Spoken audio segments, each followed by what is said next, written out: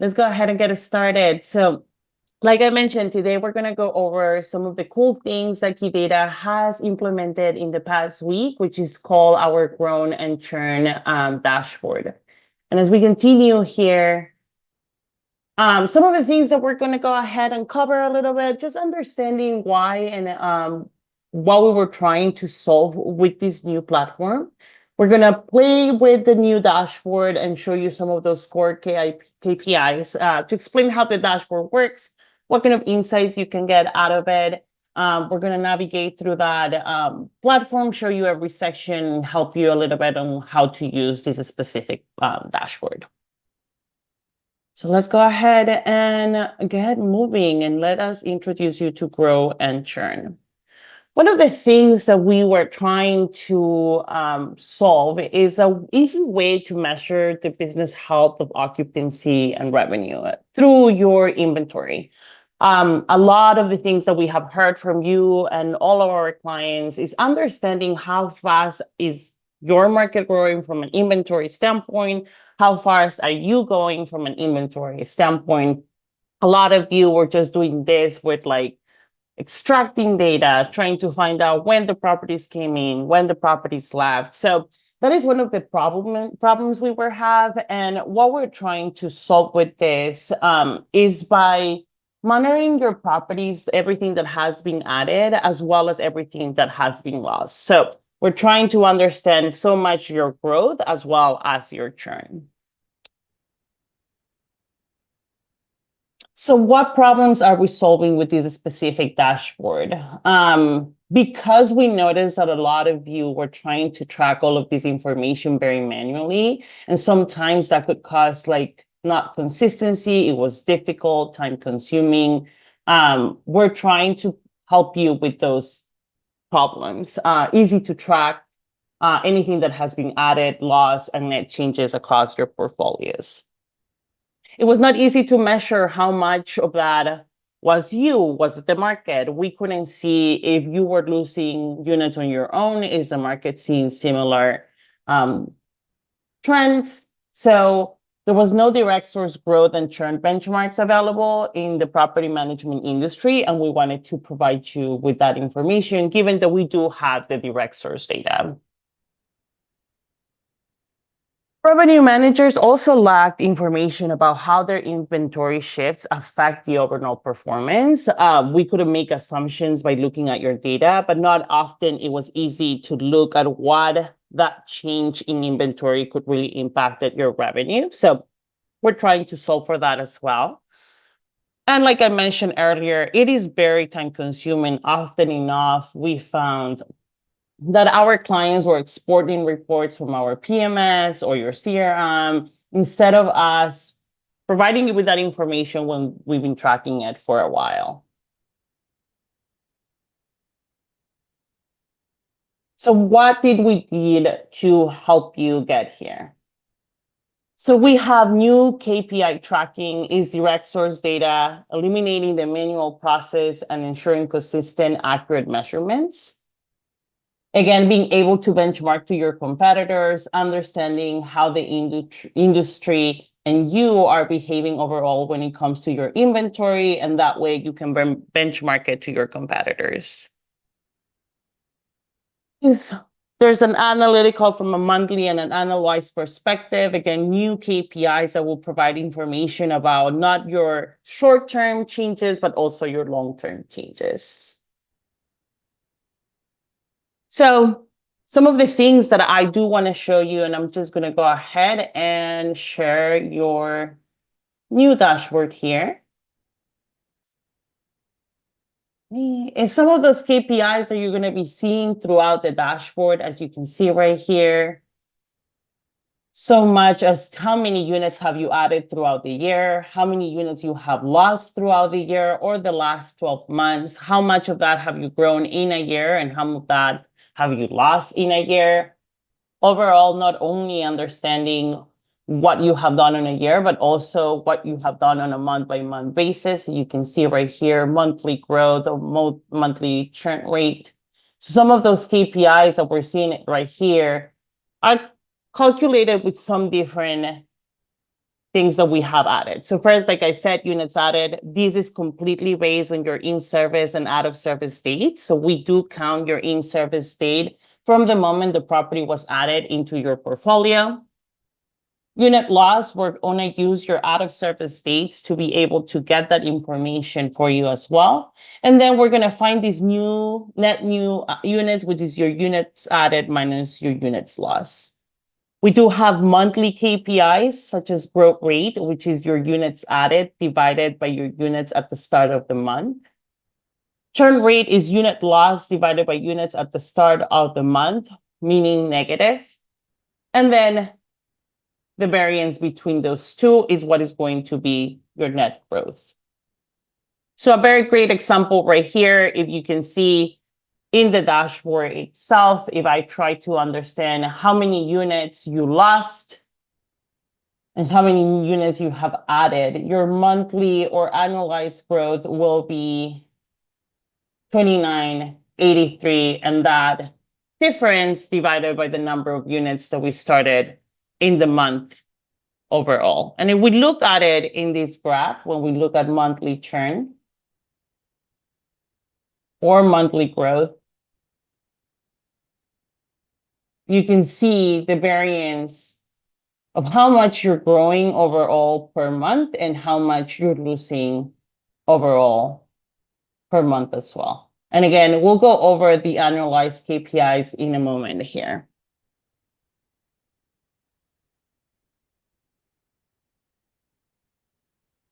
Again, we do have the annualized growth rates too. The purpose of these specific KPIs is for us to understand the last 12 months and see how much have you grown in the past whole year.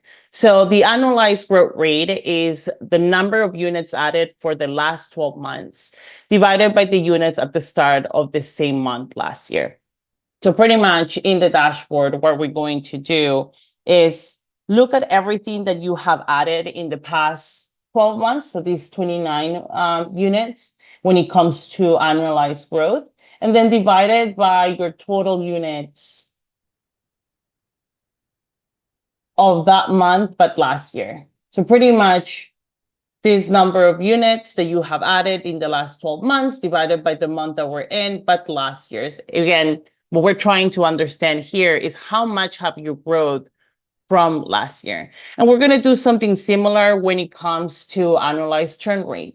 Instead of looking at the units that you have growth, what we're doing is looking at the units that you have lost. So similar thing, the number of units that you have lost in the past 12 months divided by the number of units starting on the month of last year.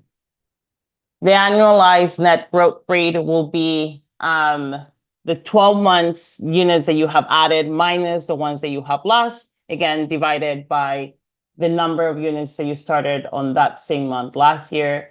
And annualized net new units is units added minus units lost over the trailing 12 months. And all of those KPIs can be found at your dashboard just by easily going on the 12th corner of that report. So you can see units added, units lost, all of those KPIs will be shown right here for you. So what we're going to do today is going over every single section within the platform. Again, help you understand how can you use this dashboard, what kind of information you can find, and how can you use it for your business. So in this dashboard, we have 4 sections. The first section is going to show you and help you understand what have you grown, when have you lost it. The second section is most to understand what months are the ones where you're seeing a lot more growth versus some lost. The third section is really for us to understand what kind of inventory is that you're changing or growing or churning. And all of this information will be benchmarked to your competitors. And the last one will be for us to help us understand how is this impacting your overall business from a revenue standpoint. So let's go ahead and get to it here. So the first section, whenever you are into this dashboard called inventory growth and churn, you're going to see the am I growing or shrinking? we're trying to understand here is first see how many units have you added throughout the last 12 months. Just like anything else in the dashboard, these dates can be changed if that is something that you prefer to do. In this case, we're just trying to understand the overall 12 months, the past 12 months. But again, you can see and how many units you have added in the past 12 months, how many units you have lost in the past 12 months, understand your annualized growth rate as well as your churn rate and the number of units that you currently had last year versus this year. You'll be able to see that change for every single month in the past 12 months. You can also see the numbers of how are you pacing in that regard. So for example, if we take a look at what did I grow last year versus what did I grow this year, you can immediately see that in the past 12 months, I have grown only 29 properties, but those same 12 months, I grow 44 properties. So that means that this year we're growing a little bit slower as we have done in the past. In terms of unit loss, it seems that we are seeing a little bit of less loss than we did last year. So that's a good thing. So we can also see not only how much you're growing in the past 12 months, but how is that compared to the prior year? That way we can understand whether we're growing faster, slower, are we churning faster or churning less too. Second section here, when are properties being added or lost, you can immediately see two, very similar to what we're looking at earlier, but which months are the time when we're growing the most, whether it is a specific time of the year. But the fun part of this section here is not only when are we growing, but is the market seeing similar trends? The first section is very similar to what we have seen in the past when it comes to our benchmarking report, where you'll be able to use those KPIs here too to understand how fast are you growing in comparison to your competitors. You can either look at your monthly growth, as you can see right here. In this case, we can see that the market is growing a lot faster than we are on a monthly basis, as you can see right here. From an annualized perspective, you can definitely see that overall in a year, it seems that we are growing a lot more properties in certain months. Like for example, oh no, well, never mind. It seems that the market is still growing a lot faster right here. Now, in terms of trends, you can see that October tends to be a month of a little bit more growth, at least it was last year. It does change a little bit during February, March, and April, and the growth goes back up starting in June. For the market, it's a little bit differently. Just in this case, the market is definitely growing, but faster than you are. But we are seeing that the majority of the growth happens towards the end of the year, while it starts slowing down quite a lot as we enter 2025. We can not only see how much we're growing, but how much are we churning in comparison to the market. It seems that we are going at a similar rate as the market here. So we are churning as much as the market is churning. The main difference that I will say in this specific graph, in this case, this company tends to churn a little bit more during the months of February, March, and April, while the market stays a little bit more consistent. They do see a little bit more in the month of April, but overall, they churn about the same on every single month. And from a monthly standpoint, you can see right here, very interesting for the market. January and February are the months when they lose their contracts the most. Same thing for us. You can see that the month of January is when truly the majority of the churn is happening. So in this section, again, we want to understand when are we churning the most, when are we growing the most. That just gives us a perspective on when is the time for opportunity. If I see that the market is growing quite a lot in October, me as a business developer, I might try to chase more properties during that time. When it comes to churn, if I am noticing that February, March, and April are the months when we're seeing a lot more churn, I might be getting ready ahead of time to understand which properties might be churning or what properties might be leaving the company. That way, we can start creating some reports to show the owners why should they stay with us, just being a little bit more proactive when it comes to our owner conversations. So looking at this data not only helps us understand how our inventory is changing, but also help us create a different strategy moving forward when it comes to gaining properties or losing properties. The next section will provide us information about what kind of inventory we're losing or gaining. So similar thing, we're going to show it in comparison to the market. Right here, we're looking at how many properties we are losing in terms of like 1 bedrooms, 2 bedrooms. So we can see that inventory right here. We will also be able to look at it through for the market. Now, for the market specifically, we're going to be able to see that annualized net growth rate. How much is the market gaining by the type of properties? You can see the market in this case is looking at 7 bedrooms, 8 bedrooms. Anything that is bigger, the market is gaining quite a lot, while for us is a little bit different. We are seeing a little bit more growth in terms of our 10 bedrooms. However, everything else is really churning for us. Now, again, the market is being very good at growing. We already established that by looking at the data, but what the market is really growing is in the bigger properties, while the smaller properties are seeing a little bit of churn as well. So again, that helps us understand from an opportunity perspective, what kind of inventory we should be growing overall. And what kind of inventory we might be want to look at a little bit closer. It seems that the mid properties here, 3 bedrooms, 4 bedrooms, 5 bedrooms are the ones that are struggling the most when it comes to our inventory. So with us knowing this information, we might want to pay attention a little bit more to those units, just so we can be prepared for whenever owners come and ask questions about their property, so we can think about our strategy to maintain those units.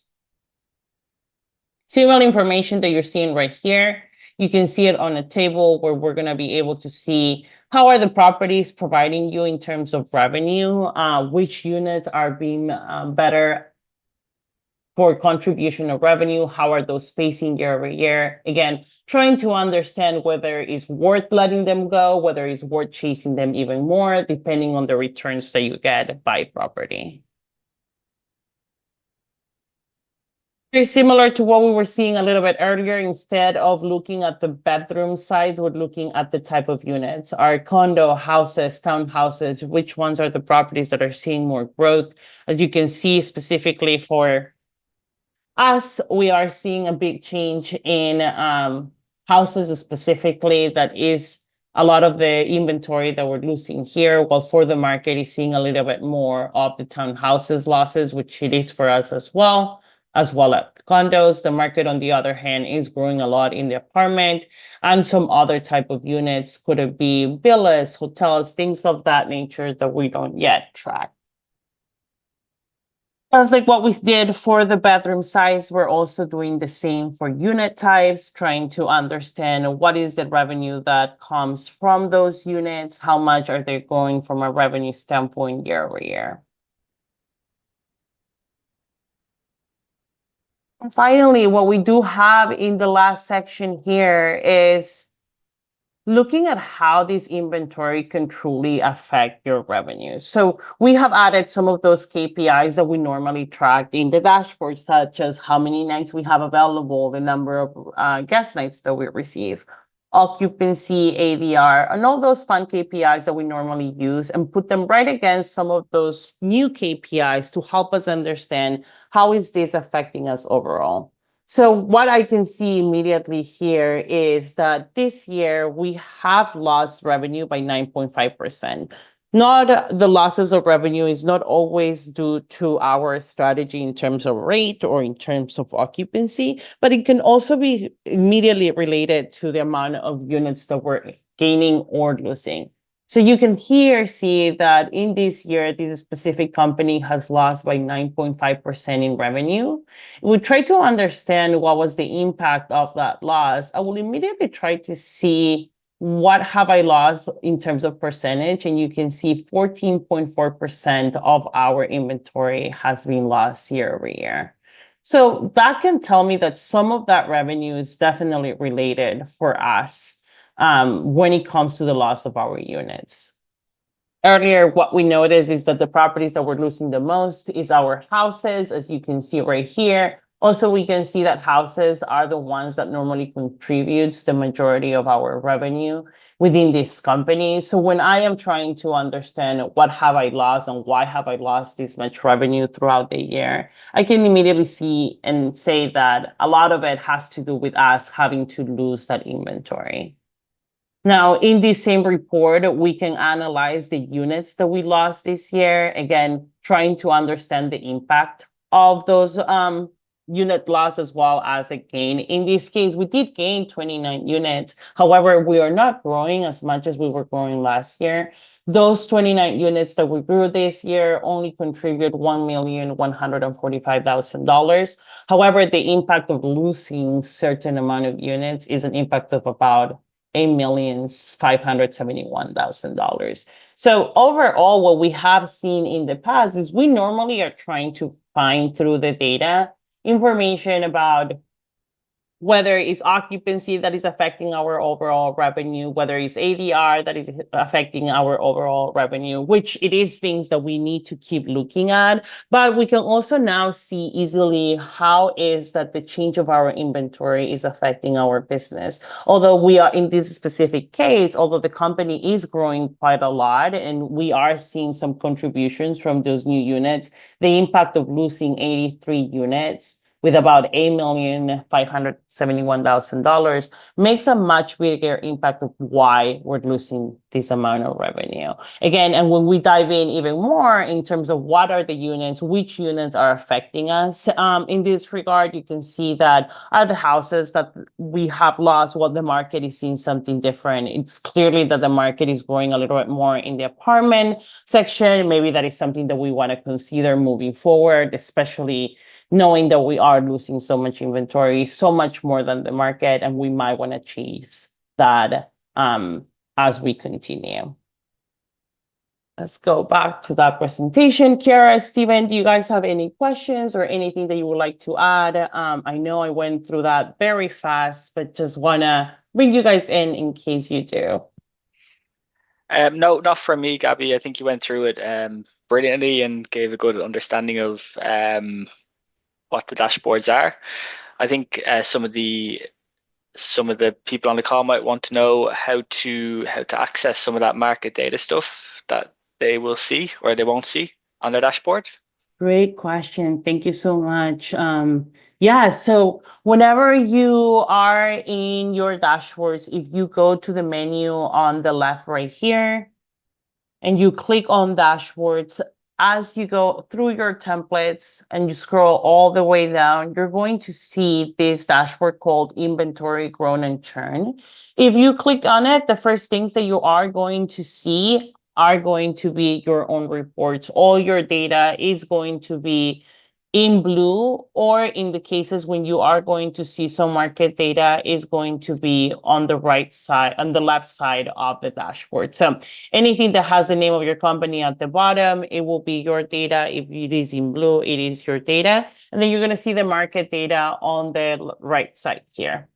So when you access it, the market data will be blocked for you. However, you can access the tool just by clicking on those reports or by contacting one of your partner success. Thank you, Steven, for pointing that out.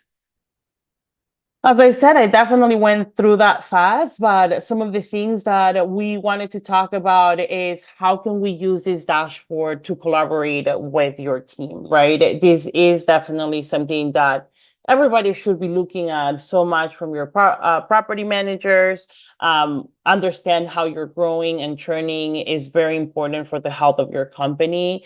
Bringing into your managers, revenue managers who can leverage some of those KPIs to understand the performance of your revenue year over year, your ADR, your RevPAR, Although the little analysis that I did is just showing your revenue impact, it also helps us understand whether that loss or gain of properties is helping your ADR, your overall rapport, length of stays. Just because you were losing homes, for example, that might be affecting your overall length of stay or your booking windows or things of that nature. So trying not only to understand the health of your company from a grown and churn, but also how can you bring your revenue managers to modify those strategies.